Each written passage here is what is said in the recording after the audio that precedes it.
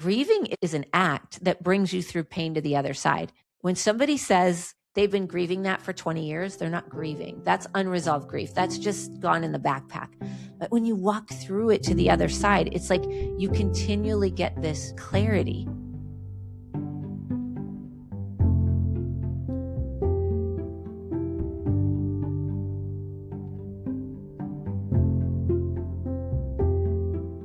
Hello, everyone. Welcome to this week's episode of Reflections of the Father's Heart podcast. It is Seth and I again. We're going to be, like I mentioned last time, we're going to be doing this quite a bit. We are really partnering up. I know I said this last time too, but it really bears repeating. We both feel very called to bring this message to the people that need to hear it. And I think so many people need to hear it. And, you know, we were talking before we got on and praying and really just seeking God on what should we talk about today. And it's really hitting us about the holidays. So Seth, I'm so glad you're here again. This is awesome. Yes, me too. I love this. And I'm so glad we're doing more of these, especially right now, just with everything we were chatting about. It's like, this is both fun and important, and really important, because the holidays are here. The end of the year is here. The new year is here. There's so much change. There's so much new. There's so many people that we're not always with. Like, there's a lot happening this time of year for a lot of people, everyone. And so I'm excited for today, and that we're going to be doing this more, and for what we're going to share. It's so good. It is really good, because I feel like a lot of times what happens at this time of year, it's the time of year, it's the things that we don't see fulfilled that we thought were going to be fulfilled. It's the commercials that we see on television that always have the happy family and everything's joyous and everybody's together. And for a lot of people, that isn't necessarily the case, or family members we're going to be around that we're not normally around. I also feel like it reminds me of the backpack, where we talked about the backpack and all the rocks. I feel like the holidays are the flame that kind of comes underneath that. It kind of activates what's already there and compounds what's already there. So the areas in our lives where maybe we've neglected our hearts, or not really been aware of maybe what we're feeling, a lot of that gets very, very compounded this time of year. Yeah. And it all starts to feel cumulative and heavy. And it starts to feel like, man, what is wrong with me? And I think what so many of us do, because I found myself wanting to do this too, well, it's also a happy time of year, and I should not be feeling these things, and I should be grateful. And gosh, I can find a million people who have it way worse than I do. So why in the world am I even allowing myself to feel these things? And so I feel like we tend to sit in one place or the other. It's either I'm just in it, or I'm just looking for the silver lining so that I can ignore what I'm feeling, if that makes sense. Totally.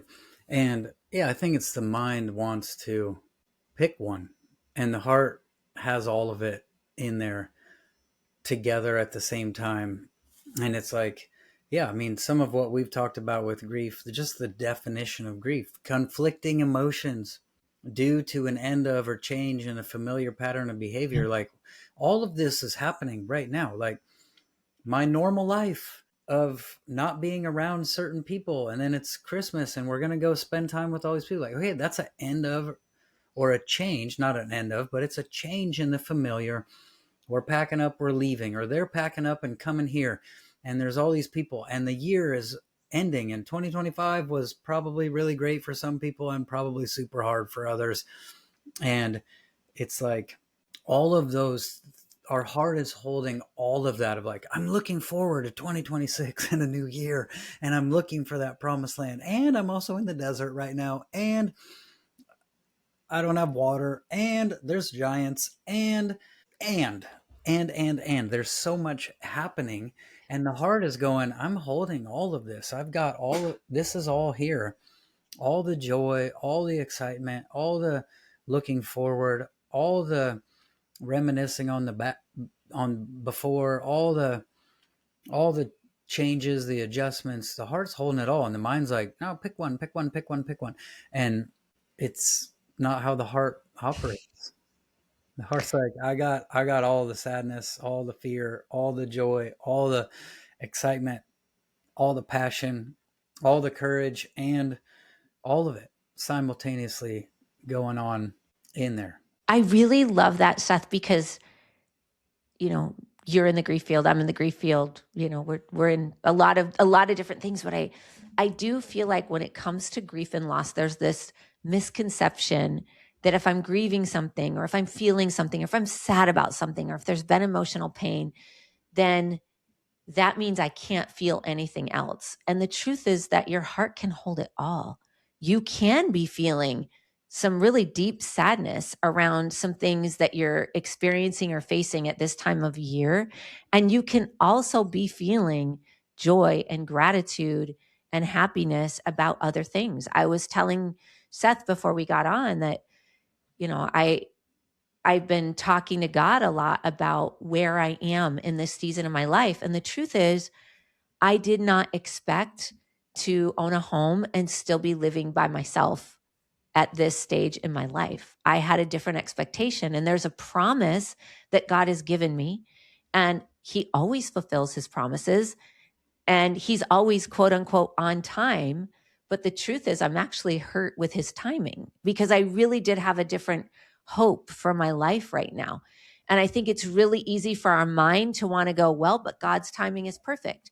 And that truth, that spiritual reality, which is a truth, and that even intellectual truth does not change the fact that my heart still feels sad that I'm not in the place that I thought I would be right now. And I'm watching other people be in that place. And yet at the same time, I have this really beautiful life that I'm super grateful for. And I've released a lot of things, and released, you know, family and people that I've needed to. And yet I still miss them. Yeah. So it's like all of that, like the heart can hold it all. And Yeah. I do myself a disservice if I just sit in the, wow, I'm not where I want to be and this is horrible. Or if I just sit in the, well, everything's okay. I have these friends, everything's good. The truth will set me free. The reality of, even though I believe you, God, right now this hurts. The Yeah. truth of, yes, I've cut my family off and that hurts, but I have these amazing people in my life and I'm so grateful to be with them. And the Yeah. heart can hold all of those things. And if we're not honest about it, we really run the risk of living in denial. And that denial can lead us to really dark places, quite Yeah. honestly. Yeah. I think that's, yeah, because Sandy, I think some people have the tendency to only, it's like, oh, I have permission to feel sad and to grieve. And I don't like the timing. I'm not happy with the timing. I'm hurt by the timing. I'm mad at the timing. Like, this should have been, I already should have been here, like, and to only lock into that. And then they get blinded to the good things, or they go and go, no, no, no, no, no, deny that, deny all that, live in denial of, push all this down, shove all this down, ignore all this, and focus on the good only. I think it's a I don't know if the word is like a false dilemma of like, pick one. You have to pick one. And if you're not looking only at the positive, then you're not in faith. But if you're only looking at the negative,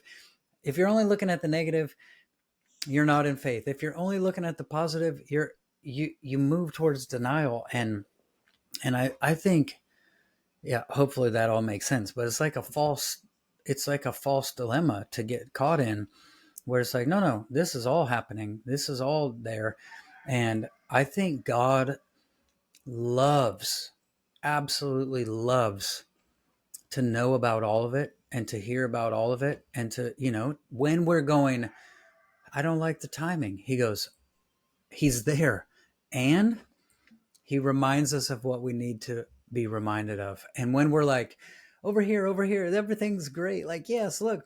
And he's like, and he wants us to process the the other stuff as well. Like, I think he loves it. He loves the relationship, the honest, real relationship. I mean, you see this in the Bible.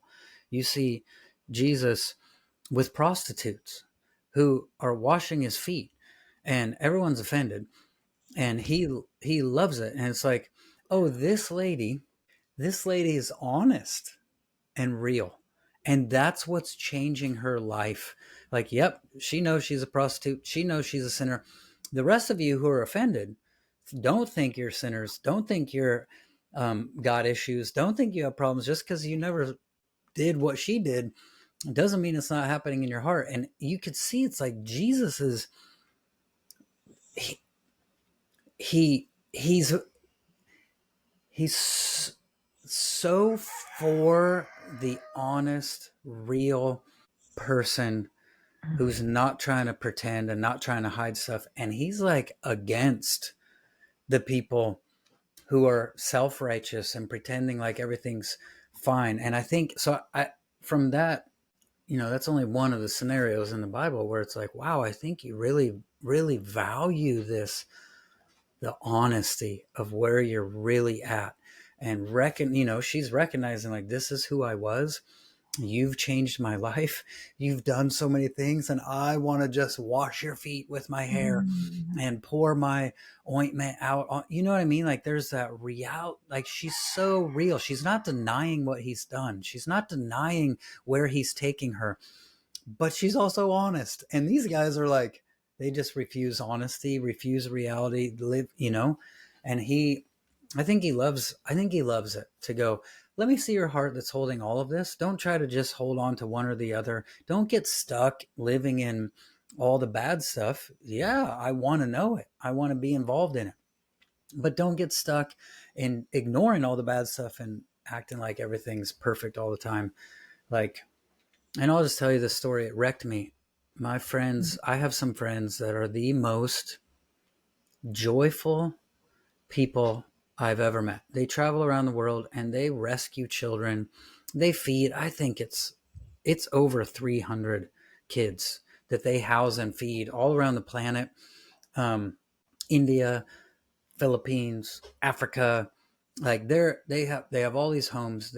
They've rescued these children. They're feeding these children. They're educating these children. They travel all over the planet doing this stuff. And they're the most happy, joyful people I've ever met. And my friend I've watched people Christians who listen to them and follow them almost misinterpret their life and go, I only have to be joyful all the time, 100% joyful all the time, because that's how they are. But my other friend was like, you know what?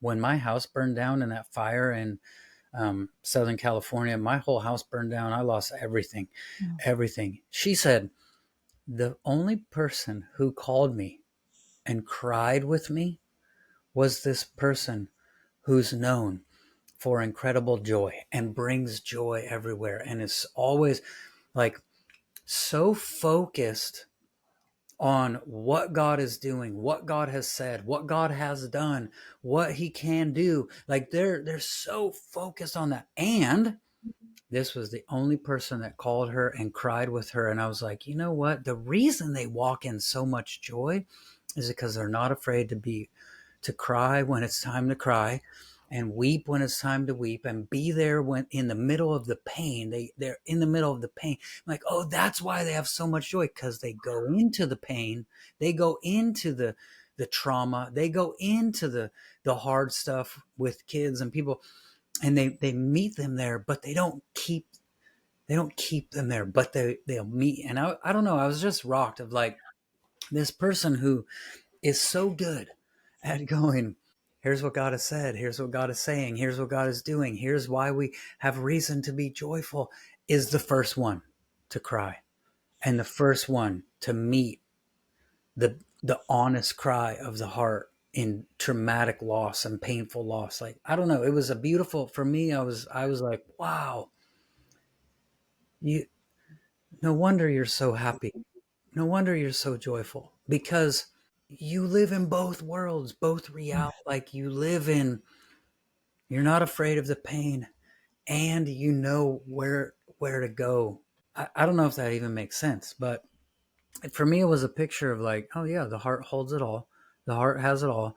This person is living so out of their heart that they'll weep here, rejoice here, and the weeping is what helps the person with the loss come through into a place of joy. Like, I don't know, it was profound for me to learn that.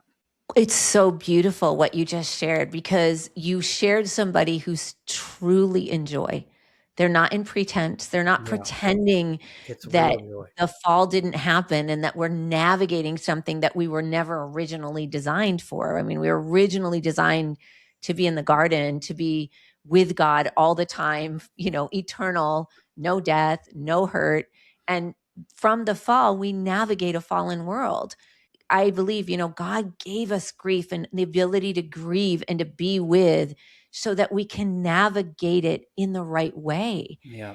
And yet, a lot of times people put on the face and it's not really joy, but that's Yes. true joy. I've Yes. actually said that when we suppress our pain, you're you don't really get an option. If you're suppressing your feelings, you end up pretty much suppressing everything. So Mm-hmm. if I'm going to suppress my pain and my anger and my anguish and my fear, my capacity to feel and experience joy and happiness is going to greatly diminish Mm-hmm. because I'm in the process. I'm processing through suppression. So Mm-hmm. everything gets processed through that.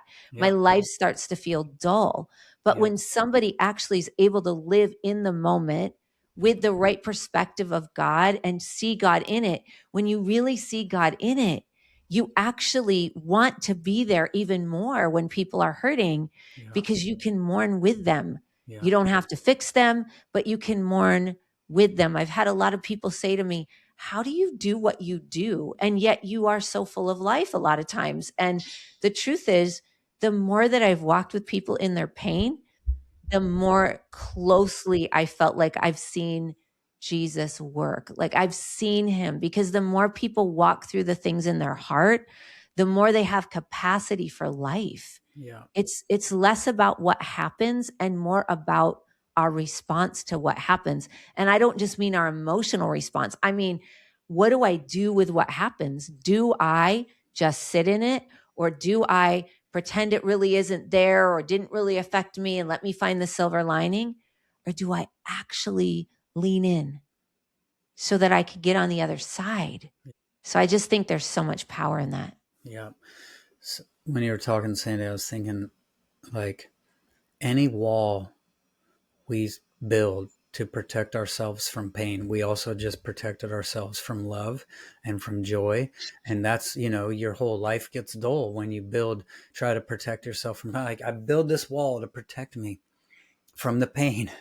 And we don't realize that same wall keeps out love, keeps out joy, keeps out, it's the whole scripture. If he turns mourning into dancing, then the first step in the dance of joy is mourning. Like, if we refuse to mourn, we refuse to dance. If we don't step into mourning, we don't step out of it. Like, we just stay in this place that's like, I'm not mourning, I'm not grieving, I'm not sad, I'm not going to acknowledge this, I won't step into this. Well, then he's right there in the middle of it waiting to pull us in through it into joy. And yeah, if he turns mourning into dancing, if I want to live in the dance with God, I need to step into mourning when it's time to mourn. I need to, that's how I get there. That's totally how I get there. Hands down, beautifully said. I could not agree with you more. And I feel like for that reason, sometimes these seasons that are really difficult or when we get to the end of the year or holidays, in some ways there's a gift in it. A lot of times we learn this language of if it triggers me, if it's activating, I need to just stay away from it. Well, there's truth in that if it's somebody's really toxic or, not healthy for us. Of course, Yeah. we want to take a step back. But the reality is that I think a lot of times we've learned that if something triggers us because it activates a feeling, then, oh, I just need to step away versus get curious. This is the time of year to get curious. This is the time of year to go, wow, when I'm around so and so, I feel like I can't even be in the room. Well, it may be because you've got a whole bunch of stuff in your backpack and now it's so activated that you can't escape it. Like when you talked about the dam around our hearts, the things that we place in order to not feel how much it affects us. And I think sometimes the pressure gets so great that then we're looking for ways to escape. I mean, let's face it, we all know this is the time of year people eat more, drink more, shop more, not just because they're shopping for gifts. People are in distraction like never before around this time of year. And a lot of times it's because of the pileup that has brought us here that is now so activated that I'm existing in escapism because this feels like too much. Yeah. And it really is the time to get curious, to take a moment to go, what is really happening here? What is coming up inside? Please hear me, you all.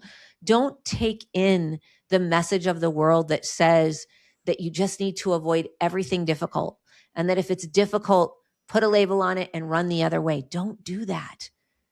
Jesus did come to give us life and life abundantly. And that abundant life doesn't mean, that I'm rich. That abundant life means I'm rich in my relationship with him. I'm rich in my relationship with people. I'm rich and abundant in the life that he's given us here, no matter how difficult, no matter what challenges I face. And if you are living in escapism, you are missing what Jesus came to give you and to truly bring you, which is, I mean, come on, the veil was torn in two. Like God is like, I can be with you now. You have the intercessor that Job realized that he needed in the midst of all his struggle. Like you have it now. But if your heart is so assaulted and shut down, you're going to miss the very thing that Jesus came to give you. Like the very person that we're celebrating this time of year, you will miss if you constantly live in escapism. It's not living, it's of the enemy. I promise you. Yeah. I just had something, and the tendency to, when you were talking about if things are hard, if someone triggers me, avoid them. And obviously there's a place for boundaries and a place for separating and, all of that. There's that place. But there's also the place of I try to avoid any of that stuff so that I can be comfortable. And anytime we are we are in charge of our comfort, and we are creating or avoiding anything that's uncomfortable, then we have removed our need for a comforter, and we become God. We put ourselves in God's place in our lives as the Holy Spirit's the comforter. Like, but if I've created a life that's so comfortable because I don't engage, or I avoid, or I ignore, or I just cut off everything uncomfortable. Well, eventually you got to cut everything off completely, because at some point everything's going to get a little bit uncomfortable. And if you've trained yourself to self-comfort and remove yourself from all of that stuff that's totally uncomfortable, then at some point you're all alone, and you're your own comforter. You're your own God, because you don't have room or a need for him to step into that place and bring comfort. And yeah, it's like idolatry. It's like idolatry to go, I don't need you because I avoid everything that I would need you for. You're my ever present help in time of need, but I don't need help because I avoid everything that I need help with. Yeah. Like, I think this is good. It's like, yes, of course. Of course. I work with a lot of people who are like, yeah, this year we're not spending time with certain family members because they haven't demonstrated that they can be safe and enjoyable, and it's really painful and really traumatic. And like, okay, cool. Like there's always the time, not always. There's times for that. There are always. That's yeah. That is sometimes necessary, for sure. But it's also not the goal. Like, the goal is not cut you off once and for all because you're uncomfortable. The goal is, maybe I do have to set the boundary, but the goal is that we would actually come back to reconciliation, that I set the boundaries so that you can make the adjustments necessary to have us back together. The goal is not to go, it's like in the boundaries book. I love the boundaries book. I read it years and years ago. It was like, we think boundaries are like a wall. Put up a brick wall and you'll never get in again. I was like, no, no, no. It's a fence. It's a fence, and it needs to have a gate. It needs to have a gate. The boundary, like, okay, I'm not engaging with you because everything triggers, everything goes off. So I need to not engage with you, but I need to have a gate so that you can come back through this at some point. I'm so there's always the place for that, and there's always the place for, like, yeah, you probably shouldn't avoid everybody that makes you uncomfortable, or you become your own god, and you are providing everything you need for comfort, and you avoid discomfort. In a sense, you avoid God. 100%. And the other thing that was hitting me as you were talking is that, even if I am taking healthy steps to, like you said, there are some people it's the language I learned a long time ago. It's like difficult versus destructive. Difficult you Wow. work through, destructive you walk away from, right? Yeah. But even if I'm walking away from a destructive person, that doesn't mean that my heart is healed. Really and truly, what I'm doing is, yes, the boundary is there so that I can step back, but I still need to do something with what I'm carrying in my heart, even if I'm not going to re-engage with that destructive person until they're healthy. I still got to work on me, because one of the things I always teach people is, if you're carrying a bunch of stuff, right, a bunch of unresolved pain, you become self-protective. Self-protection is not healthy boundaries. Healthy boundaries keep the bad out and let the good in. Self-protection keeps everything out. So guess what? Now, because of what that destructive person did, nobody's getting in. So if I don't walk through the waters of my heart, then I am actually now keeping everything out. And guess what the enemy is doing? The enemy's going, wow, there's unresolved pain. There's my playground. Now I get to keep this person separate from everything. They're isolative. And what does a lion go after? Lions don't go after the healthy members of the herd. They go after the young, the isolated, the sickly, the ones that are pulled off, the ones that are not surrounded by the healthy community or the healthy herd. And so this time of year can bring you to a place of maybe realizing, whew, okay, there might be some things in my heart that I actually haven't walked through, haven't worked through. And now I'm super activated. I'm around things that I can't even discern now what's difficult and what's destructive, because when you're hurting like that, everything feels destructive. Yeah. I can't hear God's voice. I know we think of our minds, but the Holy Spirit communicates with our hearts. He gives impressions to our heart. That's why it says, right, out of the heart, overflow of the heart, the mouth speaks. Our heart generates so much for us. And so this time of year is also a really great time to start to go, man, am I healthy, or am I self-protecting? Am I putting up some healthy boundaries, or am I keeping everybody out? Or is it that I'm so overflowing with unresolved pain that now I'm just letting anybody in and all the bad's coming in because all the lines are blurred? Yeah. But this is such an important conversation, because number one, yes, be gentle with yourself this time of year. We're not here to tell you to not be gentle, and you're probably going to eat more, because we always kind of do this time of year, but be aware. Be aware. Get away from the shoulds. I should feel like this. I should do this. The shoulds will just keep a cork in anything that's trying to come out. And really allow yourself to get honest, and also allow yourself to realize that, like so many of us, you may have some things you're actually navigating, and that's okay. It's okay to do that. Yeah. And I love it, Sandy. We were talking about, like, just before we even jumped on, like, the warfare feels like you're in a war. Like, I I pulled up this scripture. Um, it's Paul talking to Timothy. It's 1 Timothy 1:18.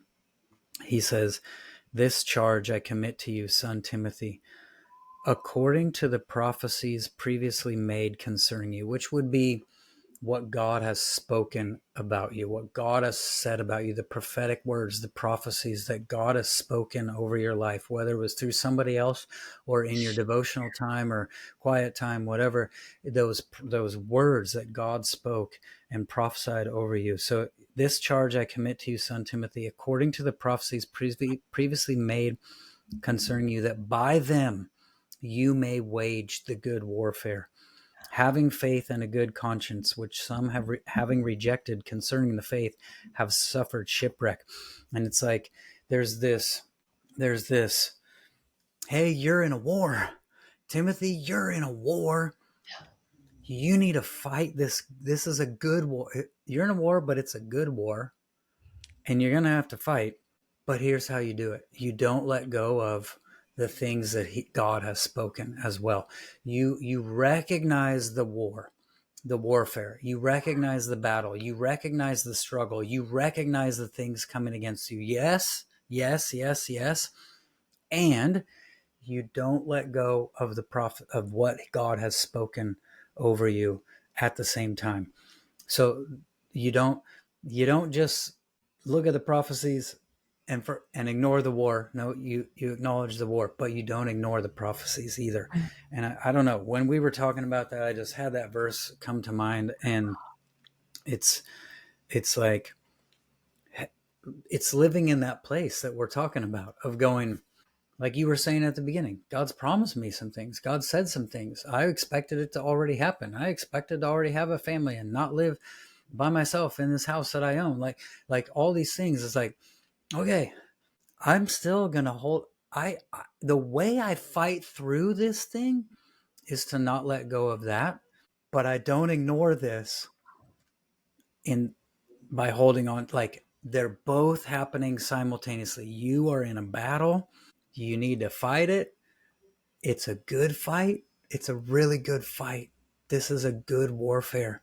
Here's how you do it. Take those things that were said, hold on to those things previously spoken over you, and wage that warfare, that good warfare. So, and I love this language. Like people who don't do this, they shipwreck. They find themselves in the storm. They're in the middle of the storm and their ship crashes and sinks and goes down, and they're in a shipwreck according to their faith. And it's like, we don't want to shipwreck. We don't want to shipwreck. We don't want to sink. We don't want to swim for shore and try to figure it out. No. We hold on to these and we push through those waves. These are the sails we put up to help us navigate those waves and get through those waves and go around all the rocks that could crash us and take us out. But we also don't pretend like they're not there at the same time. I think that's so powerful. I was actually being reminded of just even David in the Psalms, because you see David in so many of the Psalms, not in all of them, but in many of them, he goes right into his heart, and there's a lament. There's times when he's saying to God, why haven't you crushed my enemy? Like, I want you to pull out their teeth. Or why is this person flourishing? And he starts in this place, this heart cry. And you can see in so many of the Psalms, it's like that, what Seth is saying, that anchor in God's promise. It's like, I'm giving you my whole heart, God. Everything that's in here. I'm literally walking through the pain, and as I'm processing with you and get to the other side, I'm like, but God's promises renew every morning. God is faithful. He had that heart. He was a man after God's own heart. And I so love what you said, Seth. That's so powerful, because I think for a lot of people, where they go or can go is, well, if I hold on to God's promise, then that means I don't ever feel any pain around my current circumstances. I just hang on. Or, you know what? God must have meant that for somebody else. I don't get blessed the way other people do. And now I'm shipwrecking. But I just loved what you said, because I feel like what Seth and I are saying, this whole idea of grieving the things that hurt. Grieving is an act that brings you through pain to the other side. When somebody says they've been grieving that for 20 years. They're not grieving. That's unresolved grief. That's just gone in the backpack.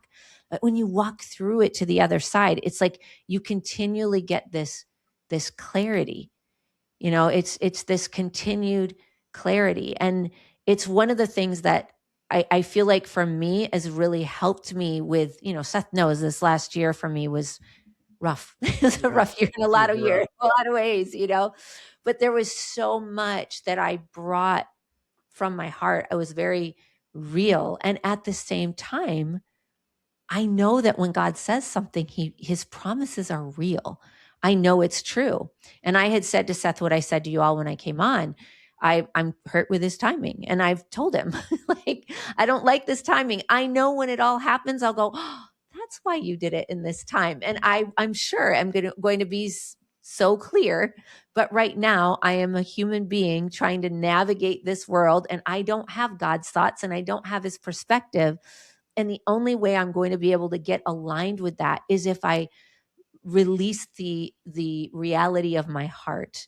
It's there's a difference between I'm going to hold on to this negative, painful story because that I get attention from it, right? There's a difference between that versus, you know what?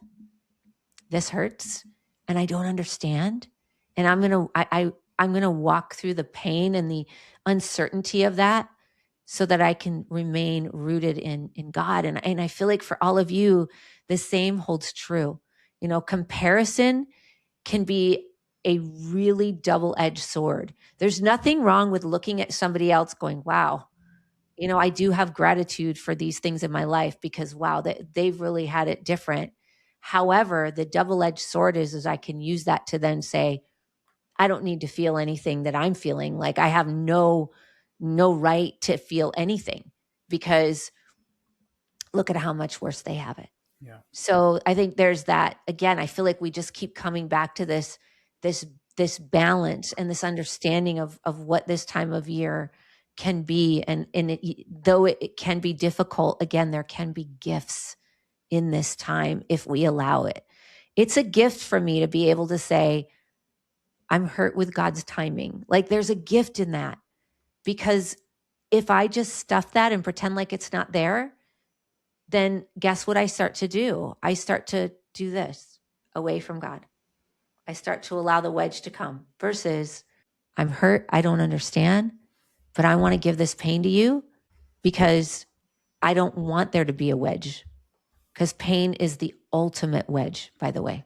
It reminds me of Matthew 11. It's John the Baptist is in prison, and John the Baptist has this question. He sends his disciples to Jesus, and he has this question. He says, are you the coming one, or do we look for another? And it's an interesting question coming from John the Baptist, because John the Baptist is the only one. It's the people who are demon possessed that know exactly who Jesus is. And it's John the Baptist who goes, behold, the Lamb of God who takes away the sin of the world. So John the Baptist is the guy announcing who Jesus is to everyone. He's the first voice announcing who Jesus is. And now he's going, are you really him? Are you the coming one, or should we look for another? And I think the stuff Jesus says here is so interesting. So John's in prison. When he says this, John knows Jesus is supposed to set the prisoners free, the captives free. That's, Isaiah and Luke, where Jesus reads Isaiah and announces, I'm here to set the captives free. And John's going, hey, but I'm not free. I'm in prison. So here's what I think the process is that we need to be aware of is disappointment. Disappointment turns into doubt. I'm not really sure you are who you say you are. Turns into unbelief.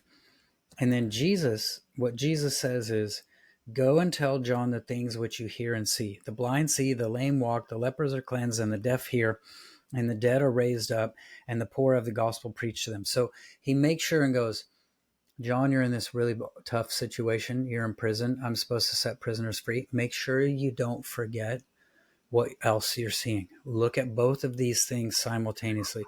Yes, you're in prison, and go tell John what you see, which you hear, the things which you hear and see. Go tell John all the things I've done and I'm doing to show who I really am. But then he says this, and blessed is he who is not offended because of me. Here's what the enemy wants to do. The enemy wants us to either ignore all the hard stuff and go, yay, God, yay, yay, yay, and ignore and pretend like it's not happening. That's one thing the enemy wants us to do. The other thing the enemy wants us to do is get so stuck in all of this that we forget, oh, wait, you really are who you say you are. And we go from disappointment to doubt to unbelief. And then if we're not aware of it, we go into offense. And I've seen way too many people. I've been there myself. Mm-hmm. We go into getting offended at God, not just hurt by his timing, but offended at God. And Jesus says, blessed is he who is not offended because of me. Like he's saying, this is the journey that happens, that the enemy wants to have happen, is that you get offended at God because it hasn't happened yet. It hasn't happened how you wanted, how you expected. It hasn't happened. You know what I'm saying? Like John, you're in prison and you know I'm supposed to set prisoners free, but it hasn't been in your timing. And in John's timing, it never happened. Like, I don't understand that, but it never happened for John. And I'm not saying that's what happens, but like all the time. But he says, if you're not careful with the disappointment, the doubt, the unbelief, it can move towards offense. And then you're offended at God and cut off the very one who wants to keep working in your life. But the craziest thing to me, Sandi, is the next part where it says this. So John sent two of his disciples to Jesus. This is who Jesus is talking to. As they depart to go back to John to tell him what Jesus just said, Jesus began to say to the multitudes about John, what did you go out into the wilderness to see? A reed shaken by the wind? What did you go out to see? A man clothed in soft garments?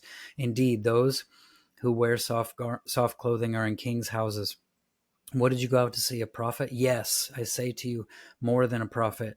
And then in verse 11, he says, among those born of women, there's not risen one greater than John the Baptist, but he who is least in the kingdom is greater than he. When I learned this, I realized John had started changing what he believed about Jesus because of the situation he was in.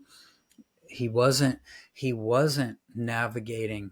He was heading towards shipwreck in his faith. He was changing what he believed about Jesus, but Jesus hadn't changed what he believed about John. And he went and made sure everybody knew, you see John struggling here. You just heard that John is struggling to believe who I am. John's not in a good spot. You've heard that, but let me tell you what I say about him. A prophet? Yes, and more than a prophet. Among those born of women has not risen and one greater than John the Baptist. Like, Jesus doesn't change what he says about us because of the battle or the struggle, not just externally, but internally. And I think, Sandi, the things you've been sharing and saying and the things that we're talking about, it's like, okay, the internal battle, the internal struggle, the things that, disappointment, doubt, unbelief, offense.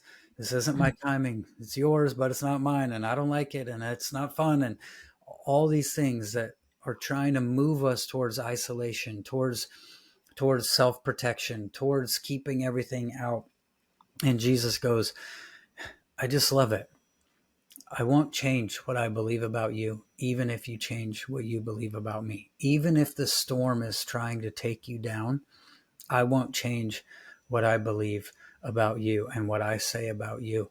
And I thought, I don't know, one time I just thought of it like, because Jesus is talking behind God's back or John's back. And it's like, oh, this is Jesus kind of gossip. Like, he's like, let me talk about you behind your back when your disciples aren't here and you're not here to hear it. He doesn't say, oh, look at John's condition. He's in this bad place. He's in this horrible place. He's not doing well. He's almost in offense towards me. He's in unbelief. He's in doubt, and disappointment has taken over everything. He doesn't go in and say any of that. He goes, hey, let me remind you who he really is. It goes back to that, grab those prophecies and navigate the storm with them. and trust that no matter what's going on, God, Jesus, does not change what he says about us, does not change what he believes about us, and he will continue to call us into that. And I think that's what all this is wrapping up to, is is God's not calling us to ignore the fight, ignore the struggle, Mm, ignore the challenge, ignore the rocks in the backpack, ignore the pain, ignore the struggle, ignore. He's not calling us to do that, but he's also not calling us to get lost in it and get stuck in it, to come through it with him. And that's what you see there, is Jesus is going, let me remind you of some things that are really important so you don't get stuck. Just because you're in prison outside doesn't mean you need to be in prison inside. Let me remind you of the things that will bring you out of that internal prison, even though you're in prison in the natural. And and that's, I just feel like that's it. God's calling us to be honest about what's really going on. He loves it. He enjoys it. He wants to know it all. The heart's holding it all. The heart's got it all going on in there. There's a lot of good and a lot of hard, and we don't want to get stuck in ignoring any of it, mm, or forgetting. We don't want to forget what he said and what he's doing and what he's done, but we also don't want to ignore the stuff. And I think that's a good story to go, watch out for this. Watch out for this, because it's really easy to move into that place of offense and closing off, not even from just people, but from God as well. Closing everything off, closing off his help. But he wants it all. He wants it all. And he wants to bring us through it, and he wants to bring us out of it. He wants to take the backpack off and look at all of it and help us and comfort us and speak to us and remind us, and at the same time be there. He wants to weep with those who weep and rejoice with those who rejoice, and he wants to meet us in our mourning so he can take us into dancing, and he wants to be with us through the wilderness so we can fight the giants and take the promised land. And yep, promised land takes a lot longer to get to than we thought. And part of the reason it took longer is because of how we thought. Like, there's all that working together, but doesn't mean the promised land isn't there. Doesn't mean it's not waiting for you. Doesn't mean it's not yours. Doesn't mean it's not there, but it means you do need to go through the wilderness, and you do need to go around some places, and you do need to face some things, and you do need to be honest about some things so that you step into who you are, what he's called you to, what he said about you. But you have to hold on to those in the middle of the circumstances that say differently. But you also need to be honest about the circumstances. Like, both things are mm. happening simultaneously. All of it's happening simultaneously. Yeah. That was a whole lot of thoughts all at the same It time, was so fast. so good. It was so good. I just felt like God just spoke so much as you were speaking. I felt like I was really getting hit. There was another little revelation, I guess, from the Holy Spirit, like as you were speaking, like going back to John the Baptist, because that story has always hit me.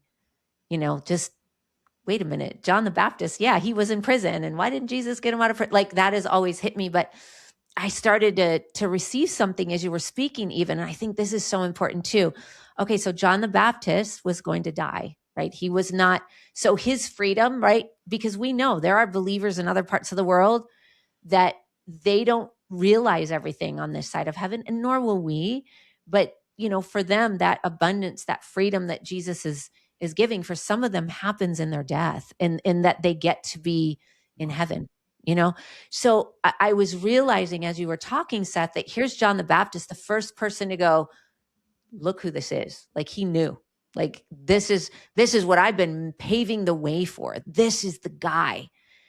And where was the enemy hitting him? His belief in who Jesus was, because it was that belief that was the very thing that he needed unto death, so that he could realize the abundance and the freedom that God had promised him, or that Jesus had promised him. It just wasn't going to happen on this side of heaven. Yeah. And so it was really hitting me, for me, myself, even, right, with some of the ways that I've been hit, and I'm sure some of the ways you were all being hit. And again, I'm going to go back to it. When you have a lot of unresolved pain, the enemy is going to poke. Like, don't don't stay there. Don't stay there, because it becomes a way to get attacked. You're often really, really attacked in the very area where God has given you the biggest promises. You know, John the Baptist, I love the way that Jesus spoke about him. He did what he did and he cleared the path in the wilderness because his belief, his faith was super intense. Like, you see the way they describe John the Baptist, he's a wild man. I mean, that guy was something. And he had no problem turning around to the Pharisees and laying them out. Like, he was not afraid of religious leaders. Talk about somebody who did not people please. He's Yeah. like the antithesis of that, because his faith was so enormous in who Jesus was, who he was clearing the path for, and who had sent him to clear the path. And yet that guy, I think God wanted us to see that guy, that very guy who had done all of those things, confronted, I mean, why was he in prison? Because of confronting a king. Like, that guy actually got to the point where he was like, wait, are you really the one? And I truly believe the enemy was trying to disrupt his place in heaven. And that Jesus had to say to him, look what's happening. The blind see, right? There's healings. Don't be offended, John. Don't go into offense, because you still have a magnificent time ahead of you, and you're going to miss it if you allow yourself to stay there. And so that was just hitting me as you were talking, Seth. I Yeah. never even thought about it that way before. I just felt that revelation. And I think that that's so important for all of us. Like, I was kind of getting hit even as Seth was talking, like, man, it's so true. There's these promises that God has given me. And it is easy, even for me, as emotionally honest as I can be, to go to this place of the place I go, because I'm kind of driven, is, yeah, I'll go into the like, and then I'm like, well, if you're not going to do it, I'll go figure it out myself. Like, that's my, like, the balance I have is I can, want to go do it myself. But I just think for all of you, I've noticed the attacks come more right around this time of year, because we're more heightened emotionally. So I think also be aware of that. Those attacks, if you allow God to use it, will show you, like, this is what's in my heart. This is what's unhealed. This is what I need to deal with. But if you ignore them and don't balance it, then you can also end up, I think, shipwrecked too. Yeah. For sure. For sure. Yep. It's a crazy season. It Holiday, is. Christmas, end of the year, Yeah. beginning of a new one. All the family, all the stuff, all the triggers, all the backpacks full of unresolved pain and challenges and dealing with people and money and all the things that happen right now. It's all happening, and we're encouraging you to be totally honest about it all and be real with it all and hold on to what God says and bring him what's counter. Bring it to him. Be fully real with God in this time, in this season, so that he can heal what needs to be healed. So he can, yeah, you know what, Sandy, I was in a men's group and we were talking about the backpack of the unresolved grief and pain. And I was like, a lot of times what happens, and this probably happens at the holidays a lot, is like we take out the rock in our backpack, and if it's not healed, we take it out and throw it at the people who maybe put it in there, or throw it at people who didn't put it in there. If my parents did something that really hurt and I've never resolved it, I've never healed, I can pull that out and throw it at my kids or throw it at my cousins right. So we'll take out this pain and we'll start hurting other people with it. Hurting people hurt people, and we'll start hitting other people. And those rocks were never meant to be passed on to the people closest to us. They're meant to be thrown at the giants. Like David took the smooth stone and threw it at Goliath and took him out. It's like, when our pain gets resolved, when our grief gets resolved, when our wounds get healed, when we get healing, the very things that used to be so heavy and cause damage now become what we attack the enemy with, what we face the enemy with. Now we're not throwing our pain around and passing it on to everyone around us. We're passing it back to the we're passing it to the head of the one who who needs it. Not And I just thought I think that's the beauty of healing, is going, that thing that used to weigh you down and be so heavy, and you maybe threw it at the people closest to you and hurt them too. When you're healed, now you get to throw those things at the head of the enemy and stop the giant and take out the giant. And that's what it's meant for. And that's what healing does. That's what resolving grief does, resolving pain. All of it, that's what it does. It transforms the rocks from heavy burdens into weapons on our behalf. And I just love that picture. I love that picture. And that's what we're encouraging people to do and inviting people to do, is to bring those rocks for healing, for resolve, so they become weapons in your hand, not weights on your back, not weights in your heart anymore. So powerful. It's so powerful. That's so beautifully said. And, I was thinking, Seth, as you were talking, just a reminder for everyone that, a lot of times we can talk about this, like bring it to God, or, bring it to somebody else. And yet sometimes we do that. Sometimes we feel like we've talked about it and given it, but really we've talked about it and just ended up putting it in our backpack because that's what we've always learned to do. And sometimes we need tools. The thing about grief and grieving and emotional pain is, there are things that are kind of on our side of the street. I'm a big believer in miracles and breakthrough. I've seen tons of it, and I know Seth has too. But oftentimes, the act of grieving has more of a community kind of process to it that a lot of times we're just not taught, and we just don't know. And even if we think we're doing it, sometimes we're not.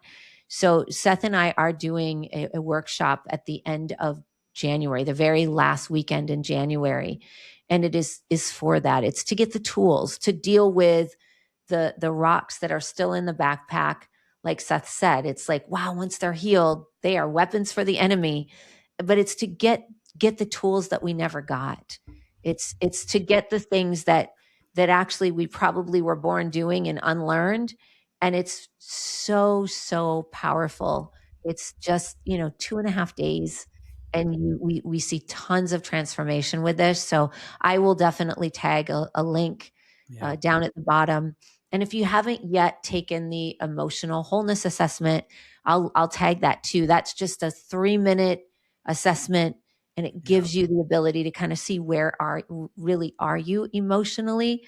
Because if you don't do something about this stuff, it does something to you. Like I've seen it come out sideways in people so many times. I can't tell you how many times I've worked with someone where they have not dealt with it, and maybe they've showed up as that strong person, but now they're having all these crazy health issues. So I just really want to encourage you that these are unique opportunities, but really grab them, because if you really want to go into next year and really go after where God is calling you, and also just like what Seth said, being able to hold on to what God has said. If all that stuff is there, it kind of gets in the way. So I'll tag those things at the bottom of the, whether YouTube or on the audio podcast, so that you can engage with the links. And that, just know, even for the 2.5 day workshop, there's an amazing like payment plan that makes it really super affordable. It's like 60 something dollars a month, and you can sign up for something that honestly can change your life. Yeah. Absolutely.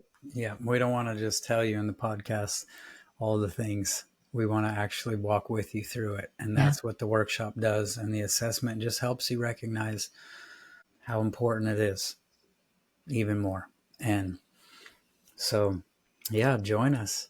Join us Yeah, for that. Check out the links. And end of January, it's coming up. We're going to it help is. people, help you open up the backpack and actually give it to God, so it becomes a weapon for you, not a weapon against you, not a weight on you. We're going to actually take you through that. And yeah, I'm excited for it, Sandy. Me too. We're doing it again. And I'm pumped because we're talking about all this stuff and how important it is. And now we're going to do it. Now we're going to do it. Good. And really, this stuff really helps people so much. It really does. I I can't say it enough. This was coming, so I'm just going to share this real quick at the end. I was recently in Miami. I was leading a certification training and for grief recovery, and part of that is, I also model things, and I'm sharing, one of the tools, and I'm modeling it. I've modeled it, I don't even know how many times, but countless, and it had to do with my mother.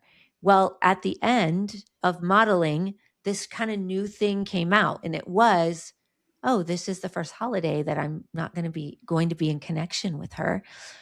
And it's these conflicting feelings just hit. And what was so interesting about that moment, and I actually shared it with the whole group because it became a great teaching moment. And Cole was like, wow, that was amazing. But what came out, what I said to them is, it's really interesting for me to go from, wow, all this stuff is healed. I don't have emotional energy on all of this horrific, all these horrific things that have happened to me. I don't carry that. I don't carry that pain. You don't see it on me. You don't hear it in the inflection of my voice. But this new thing that I hadn't even thought about until I spoke it in front of the group, there is so much emotional energy on. And it was just this realization that, oh, okay, so there's another rock. Now I could either say, well, I'm just glad and relieved and so glad I don't deal with that anymore, and I can just throw it in the backpack, or I can go, oh, yep, this hurts and I'm relieved, and I'm not going to carry this. I'm going to release that pain. So these tools are life-changing tools, but they are lifelong tools. So you get these tools, and it's not like just for this 2.5 days. Yeah. These are tools that you can engage with and use for the rest of your life. And to Seth's point, it's like taking parts of the Bible that are really meant for your well-being, and bringing them to life in a tool that you can tangibly grab and use. So yeah, we're super excited. Yeah. So learn Sandy, I more. love it that you've emptied your backpack to the point where now it's easy to recognize if even a little thing drops in there, and you can pull it out right away because you're not shuffling through all the past stuff to try to find what just dropped in there, or you're not even recognizing that something else just dropped in there because you're already so weighed down. Like, that's the beauty of this, is it's not just like in the 2.5 days, like, let's unpack a bunch of this stuff. But what that does is it makes you more sensitive, and to know what to do when something else happens and it gets dropped in there. You're like, oh, wait, hold on. I feel that one thing that just, and now I know what to do with it, versus like, I don't even recognize if something gets in there because I'm so, like, that's what I saw with when you shared that, was like, these tools that we work through are not just for this. It's to make it so much easier in the future, and make you more sensitive in the future, and make you more aware in the future. And now you know exactly what to do with it right away, instead of 10 years later, 15 years later, 20 years later. Oh geez, now I got to do something. No, you have it all right there, and you have the sensitivity to recognize when it's needed. I love that. That's what this does. It gives you what you need right now, unpacks a lot of it, and positions you for a much healthier future as you Yes. continue to navigate through the world as crazy as it is. Yep. Yes. Yes, 100%. So yeah, please, if you haven't already, check out the link, check out the assessment, and yeah, also like, subscribe, share. Yeah. I know we're both so passionate about this, but I feel like it's a passion brought from the Holy Spirit. This isn't just good information. That this is something that can not only carry you through difficult times, like this kind of stuff, but it can really drive your purpose and drive your impact and drive the things that God has given us. I said earlier that there are people in other parts of the world where, maybe their journey is man, I'm holding on to my faith, and I'm actually, the persecution is so heavy, it's costing me my life. Like, there are people that deal with that, but then there are a lot of us that we don't. And then don't look at that and go, oh, well, I guess that means I can't feel anything. Look at that and go, okay, but God has placed me here. So he has a different journey and a path for me. And if I don't deal with my backpack, if I don't deal with those things, that's going to be dulled and diminished. And we want to see your light brighter. We want to see you, passionate about where God has called you and being fueled into that season in the right way. And this is a great way to get there. So thank you all so much for being with us. And thank you, Seth. It was amazing. So fun. See you guys later. Bye, everyone.